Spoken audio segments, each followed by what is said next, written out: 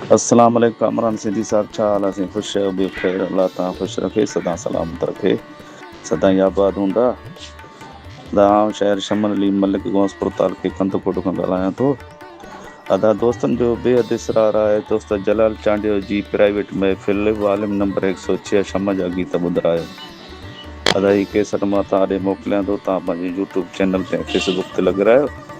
जीअं दोस्तनि जो इसरार आहे त असां वालिम 106 शम जा गीत ॿुधूं, त जीअं उहे ई ॿुधनि असां ई गॾिजी ॿुधूं। वॾी महिरबानी।